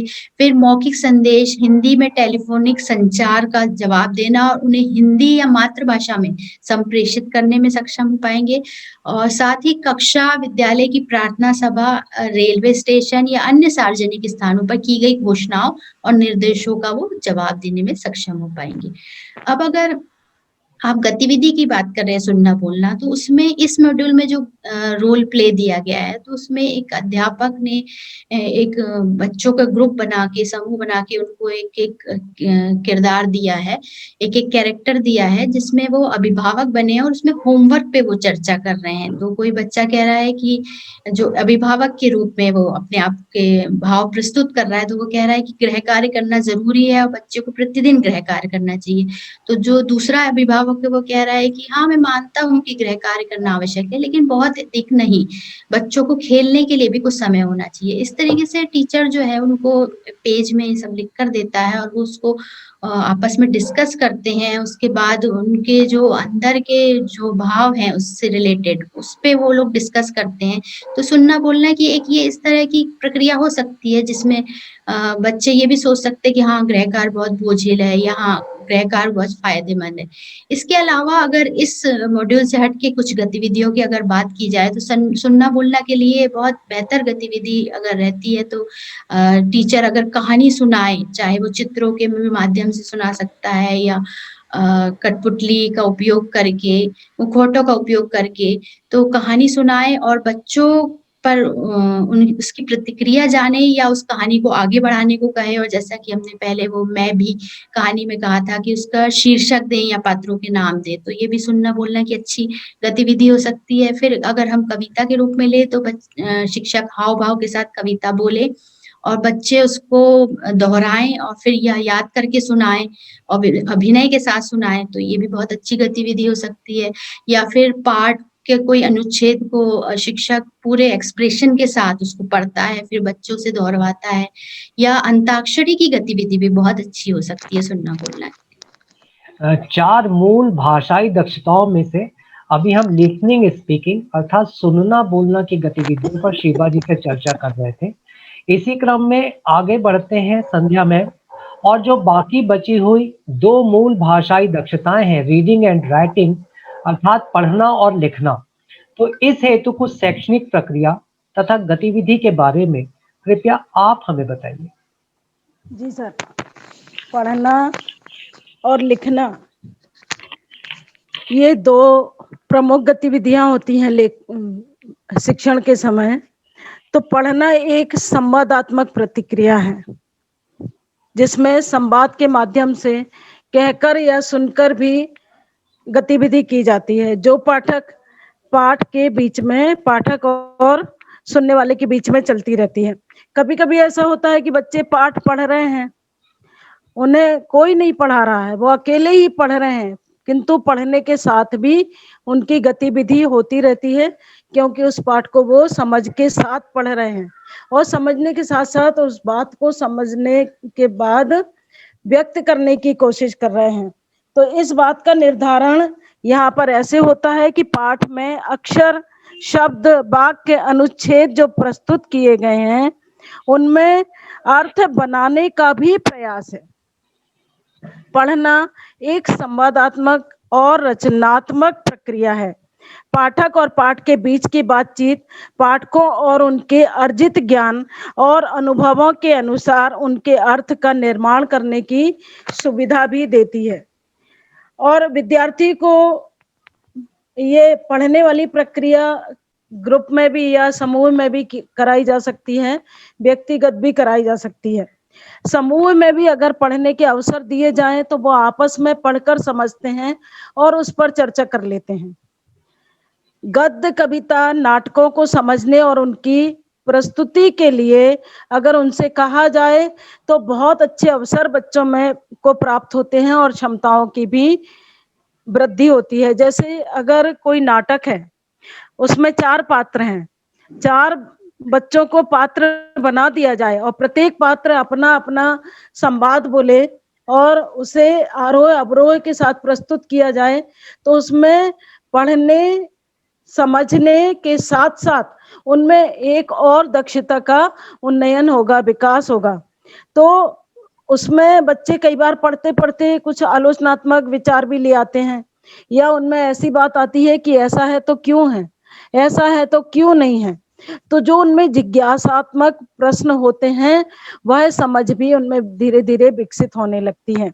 और अगर इनको अपन देखें लेखन में, अभी ये पढ़ने की बात हुई, लिखने की तरफ चलते हैं तो देखते हैं बच्चे में लेखन की कई गतिविधियों के माध्यम से हम उनको लिखना सिखा सकते हैं जिसमें विचारों को व्यक्त करने की पहुंच प्राप्त होती है बच्चों को।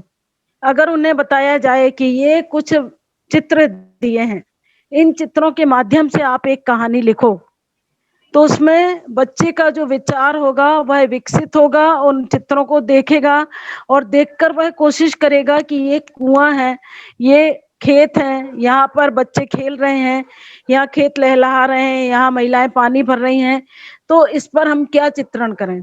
तो जो विचारों की अभिव्यक्ति होगी, जो चित्र देख के उनने समझा है, जाना है, उसको वह लिखकर आसानी से व्यक्त कर सकते हैं। और लेखन कौशल को बेहतर बनाने के लिए हमें इस तरह की गतिविधियां अवश्य ही कराना चाहिए।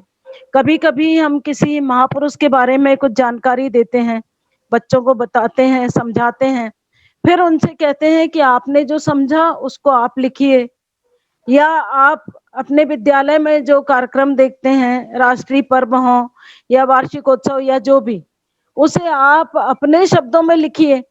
तो बच्चे में वो जो भी उसने देखा है, उन विचारों को वह व्यवस्थित रूप से अगर व्यक्त कर देता है तो निश्चित ही उनमें लेखन क्षमता का विकास हो जाता है।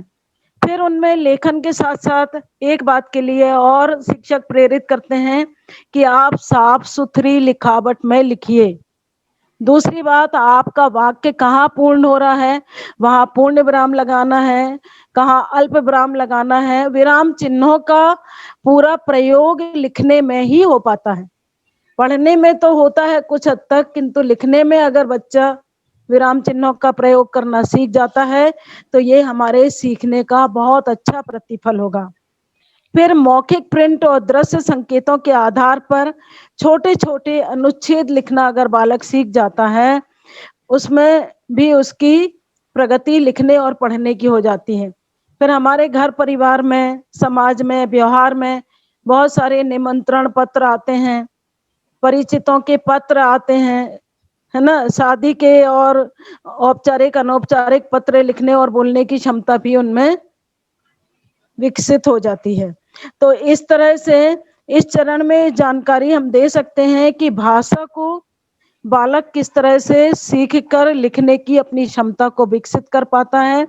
अगर वो आरोह अवरोह के साथ, विराम चिन्हों के साथ पढ़ लेता है तो निश्चित ही वह उसी सुव्यवस्थित तरीके से लिख भी लेगा और यह दक्षता उसके भाषाई ज्ञान के लिए, भाषाई विकास के लिए बहुत ही समर्थ और सक्षम, सार्थक सिद्ध होगी।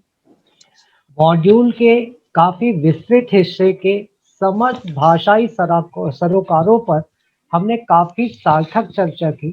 ये आपकी इन चर्चाओं में आनंद भी बहुत आ रहा है। तो मॉड्यूल के समापन की तरफ बढ़ते हुए शिवा जी से प्रश्न है कि जेंडर संवेदनशीलता की आजकल हम बातें करते हैं, पर्यावरण के प्रति संवेदनशीलता, तो इन सब के साथ अगर वैज्ञानिक स्वभाव के विकास के लिए भाषा में किसी एकीकृत गतिविधि की अगर बात की जाए तो क्या आप इसके बारे में हमें बताएंगी? जी, ज़रूर।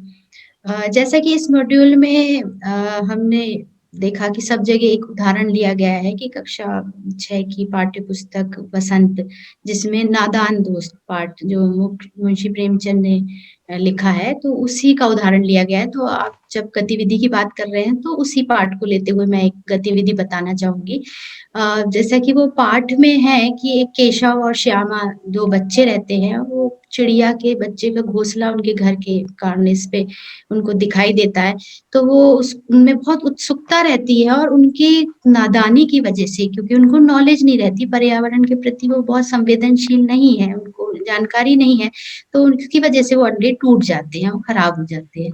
तो इस आधार पे जो कहानी है, तो अगर हम एक गतिविधि लें बच्चों में क्लास के, तो आप कह रहे हैं जेंडर संवेदनशील, तो सबसे पहले तो हम ग्रुप बनाएँ बच्चों का जिसमें लड़के-लड़की दोनों शामिल हो और दोनों को बिल्कुल समान अवसर दिए जाएँ। आप समावेश की बात कर रहे हैं, तो अगर कोई विकलांग बच्चा भी है तो उसको भी उसी ग्रुप में शामिल किया जाएगा और उसके स्तर का उसे भी काम करने का मौका दिया जाएगा। तीसरी बात आपने कही पर्यावरण के प्रति संवेदनशीलता, तो हम उन्हें कुछ ऐसा टास्क दें कि वो पर्यावरण के प्रति संवेदनशील हो। अब चूँकि हम कहानी की बात कर रहे हैं, तो इसी से संबंधित एक टास्क उनको दे सकते हैं कि चूँकि उसमें वो बच्चे पर्यावरण के प्रति उतने संवेदनशील मतलब उन्होंने जानबूझ के कोई गलती नहीं करी, वो अनायास उनसे हो गया। तो वो एक जो मिस्टेक है वो बच्चों से ना होने पाए, तो उसके लिए हम उनको ग्रुप में ये एक्टिविटी दे सकते हैं कि अपने आस-पास किसी पेड़ पे या अपने घर में कोई चिड़िया अगर घोंसला बनाती है, तो किन चीज़ों से वो घोंसला बना रही है और अगर उसमें वो अंडे देती है, तो ये देखें वो कि कितने दिनों में वो अंडे बाहर निकलते हैं और बच्चे उड़ने में कितने दिन में सक्षम हो पाते हैं और चिड़िया किस तरीके से उन्हें खाना, दाना-पानी देती है। अब ये हो गया बहुत व्यावहारिक बात नहीं है क्योंकि हो सकता है पॉसिबल नहीं है आज के समय में हम देख रहे हैं कि हमारे आस-पास चिड़िया देखने को नहीं मिलती है, तो अब ये एक डिफ़िकल्ट टास्क भी हो सकता है उनके लिए। तो जिनके घर के आस-पास है वो तो ये काम कर सकते हैं और समूह में ये काम करना क्योंकि ये बहुत लंबी प्रोसेस है काफ़ी दिनों की। तो समूह में काम करना कई बार मुश्किल हो सकता है।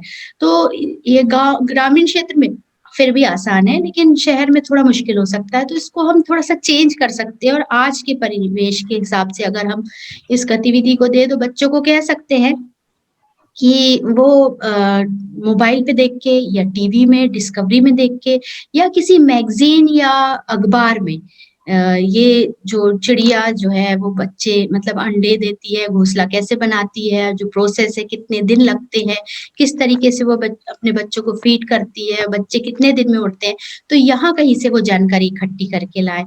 तो अगर हम उनको ये प्रोसेस करने के लिए देंगे तो हो सकता है 1 आध हफ्ते या 2 हफ्ते का उनको टाइम दिया जाए, तो ये एक वैज्ञानिक स्वभाव को भी उनके बढ़ाने का एक चांस मिलता है। तो मेरे ख़्याल में ये गतिविधि उनके लिए बेस्ट होगी, फिर वो जब सारे ग्रुप के बच्चे अपनी-अपनी जो अभिव्यक्ति है वो लेकर आएँगे, एक-दूसरे से साझा करेंगे, अपने विचार प्रस्तुत करेंगे, तो उसमें फिर शिक्षक उसको कन्क्लूड करके फिर वो बता सकती है कि जो उन्होंने जानकारी हासिल करी वो कितनी बढ़िया थी, वो उनको पर्यावरण के प्रति कितना संवेदनशील बना रही है और एक तरह से ये वैज्ञानिक गतिविधि भी है जो उनको आगे जाके भी बहुत उनको सहयोग करेगी शिक्षण में। चलिए चर्चा के अंतिम क्रम में बस एक आध ही प्रश्न मन में है।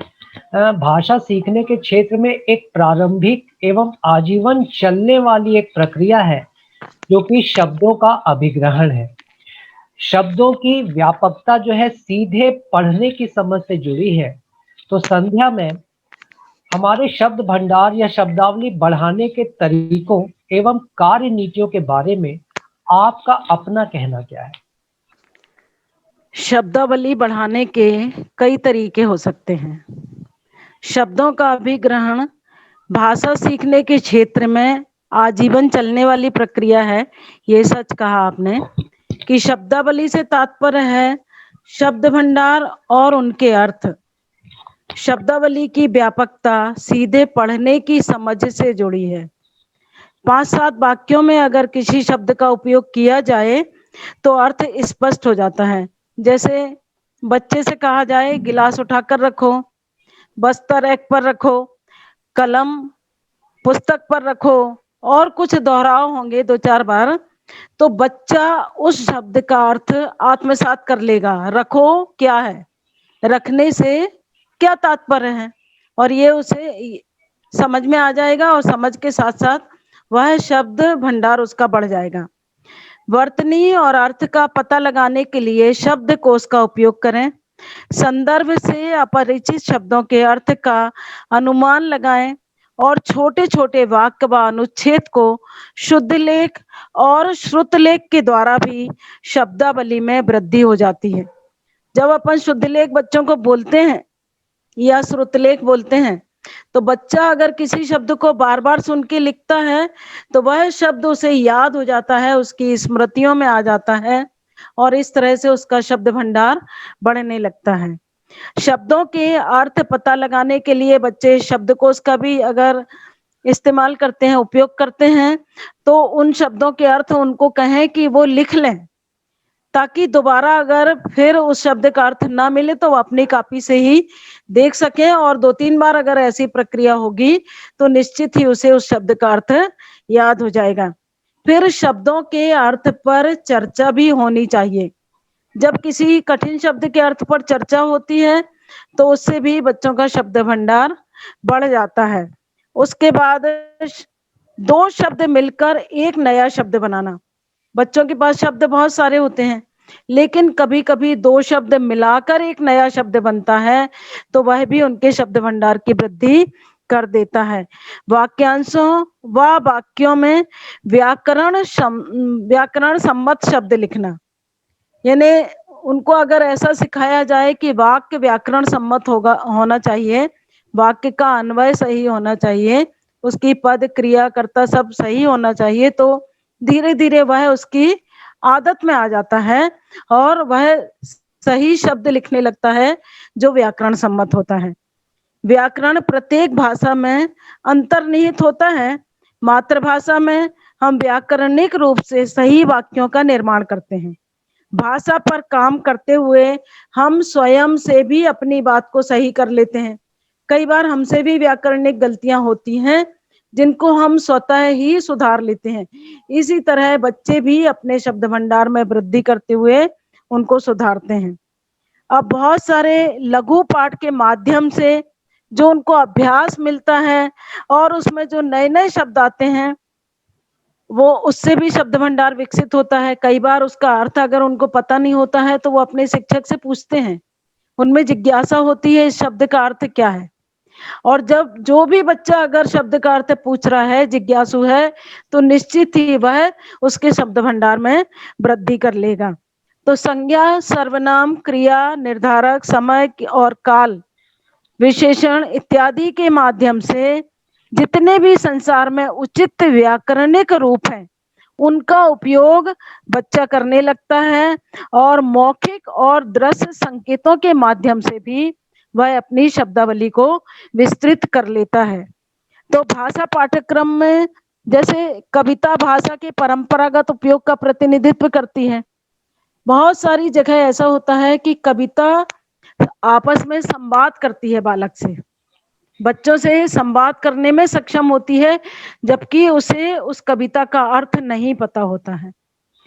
यही बात होती है जो उसके शब्द भंडार में वृद्धि कर देती है, क्योंकि जो भी बात होती है कविता में वह तत्काल प्रभाव डालती है और बच्चा पुनः अपनी जिज्ञासा के माध्यम से उसका अर्थ और प्रभाव के माध्यम से उसे जानने की कोशिश करने लगता है।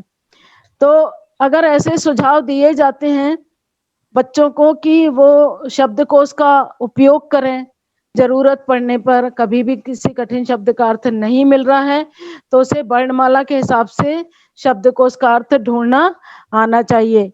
शब्दों का प्रयोग, कल्पना, विचार, उनसे कहा जाए कि आप एक लघु कथा लिखो और फिर वो लघु कथा में जो बात लिखेगा उसमें बहुत सारे नए शब्द आ जाएंगे। कुछ शब्द ऐसे होंगे कि वो लिखना चाह रहा होगा किंतु नहीं लिख पा रहा है, तो वो पुनः प्रयास करेगा तो उस शब्द को वहां पर ले आएगा। कविता से एक या दो प्रश्न पूछे जो शब्द के अर्थ और कविता के विषय से अलग हो जाते हैं। मुक्त चर्चा आधारित अनुभव लिखने से भी बच्चों में शब्द भंडार का विकास होता है और बहुत सारी ऐसी बातें होती हैं जो हमारी विभिन्न प्रकार की जो पाठ्य सामग्री होती है वह भी हमारी शब्दावली को बढ़ाने में समर्थ होती है। चलिए, चर्चा के एकदम अंतिम दौर पर पहुंचते हुए शिवाजी रुख अब आपकी तरफ करते हैं और ये एक अंतिम प्रश्न है कि भाषा का शिक्षा शास्त्र की अब तक की आप विशेषज्ञों ने जो व्यापक चर्चा की उससे हमने भाषा शिक्षण का उद्देश्य, सामग्री, साक्षरता और भाषा विकास, कौशल एवं दक्षताओं से संबंधित शिक्षण अधिगम के समस्त पहलुओं को हमने विस्तार पूर्वक जान लिया है। क्या आप इस संपूर्ण मॉड्यूल को आप सारांशित कर सकेंगी शिवाजी? जी, जरूर। शुरू से अंत तक इस मॉड्यूल में जो बातें बताई गई हैं उसमें सबसे पहले तो विभिन्न परिस्थितियों में शिक्षण अधिगम किस प्रकार किया जाए उस पर डिस्कशन किया गया था। तो ये विभिन्न परिस्थितियां क्या हो सकती है कि कक्षा में अगर बहुभाषिक बच्चे हैं, बहुभाषिक अनेक भाषाओं को बोलने वाले बच्चे हैं, तो उस में शिक्षक का क्या रोल रहेगा। या फिर अगर त्रिभाषा सूत्र की हम बात करें कि भाषा को अगर प्रथम भाषा या द्वितीय भाषा या तृतीय भाषा के रूप में अगर वो हिंदी पढ़ते हैं तो फिर शिक्षक का क्या रोल रहेगा और शैक्षिक रणनीतियों में क्या परिवर्तन आएंगे, उसमें क्या फर्क रहेगा, इस पे हमने बात की। फिर अगर प्रथम भाषा के रूप में अंग्रेजी है, तो वहाँ पर शिक्षक किस तरीके की जो द्वितीय भाषा के रूप में हिंदी है, तो वहाँ शिक्षक किस तरह की रणनीति अपना सकता है, इसके बारे में हमने डिस्कशन किया था। इसके बाद हमने देखा कि प्रारंभिक साक्षरता और भाषा विकास, तो भाषा विकास के लिए क्या-क्या विधियाँ हो सकती है कि भाषा बच्चों की समृद्ध बने। तो इसके लिए उनको पुस्तकालय का उपयोग या बाल साहित्य का उनको अधिक से अधिक उपयोग करने का मौका दिया जाए। साथ ही कहानी के द्वारा, कविता के द्वारा, गीत के द्वारा, इन सब चीज़ों के द्वारा भी उनमें भाषा समृद्ध हो सकती है और भाषा का काफ़ी विकास हो सकता है। तो ये पठन के साथ-साथ ये सारे कौशल इसमें शामिल रहेंगे। फिर भाषा शिक्षण अधिगम के लिए क्या सामग्री हो सकती है, तो पाठ्य पुस्तकें ऑफ कोर्स सबसे प्रायोरिटी में तो यही है। फिर साथ ही समाचार पत्र, पत्रिकाएँ, वास्तविक वस्तु, संसाधन, ये सब और मतलब शिक्षक तो है ही, अध्यापक उनके सामने संसाधन के रूप में है ही, जो अधिगम में उनके सहयोग करता है। फिर अब अगर हम बात करें भाषा शिक्षण के उद्देश्य की, कि हम किन उद्देश्यों की प्राप्ति करने में सफल हो सकते हैं बच्चे, तो बच्चे की सुनकर समझने की दक्षता का विकास होता है, समझ के साथ पढ़ने की दक्षता का विकास होता है, सहज अभिव्यक्ति विकसित करने के लिए और लेखन कौशल में स्पष्ट विकसित करने के लिए और विभिन्न साधनों को नियंत्रित करना, बच्चों में रचनात्मकता विकसित करने के लिए और संवेदनशीलता का विकास इन सब के इसके द्वारा हो सकता है। अब अगर हम बात करें कौशल की, पढ़ना, लिखना, सुनना, बोलना, पढ़ना, लिखना, जिस पे हमने काफ़ी विस्तृत चर्चा करी और उसके उदाहरण भी दिए, गतिविधियाँ भी दी। और अगर हम दक्षताओं की बात करें, तो दक्षता का विकास इनमें कैसे हो सकता है, तो जैसे हमने बताया था कि उनको बहुत ज़्यादा मौके दिए जाएँ, बाल साहित्य ये सब पढ़ने के, साहित्यिक सामग्री उनको अधिक से अधिक उपलब्ध कराई जाए, लिखने के बहुत अधिक अवसर दिए जाएँगे, तो उनमें ये जो दक्षताएँ हैं, व्याकरण के लिए उनको संदर्भ के साथ व्याकरण लेते हुए और फिर दैनिक जीवन में जो चर्चा के द्वारा अगर उनको व्याकरण पढ़ाई जाएगी, तो ज़्यादा सक्षम इस तरीके से बन पाएँगे। फिर अगर हम लास्ट पे मूल्यांकन की बात करें, तो जैसा कि मैंने पहले ही कहा था कि सतत मूल्यांकन विधि द्वारा बहुत अच्छी तरीके से बच्चों का आकलन किया जा सकता है, जो शिक्षण के दौरान ही होने वाली प्रक्रिया है। अब पढ़ाई नहीं रुकेगी कि आज के लर्निंग प्लेटफॉर्म पर हम भाषा के शिक्षा शास्त्र पर काफ़ी विस्तार पूर्वक एवं ग्राह्य चर्चा कर रहे थे और हमारे साथ विशेषज्ञ के रूप में डॉक्टर संध्या जैन एवं शीबा खान मैम उपस्थित थी, जिन्होंने काफ़ी सार्थक चर्चा के द्वारा निश्चित तौर पर इस मॉड्यूल को काफ़ी सरस बनाया है। तो बारी है उनके प्रति कृतज्ञता ज्ञापित करने की और मैं प्रमोद श्रीवास्तव हृदय तल से आज के अपने भाषा शास्त्र के विशेषज्ञ डॉक्टर संध्या जैन और शीबा खान मैम का बहुत-बहुत आभार प्रकट करता हूँ। बहुत-बहुत धन्यवाद।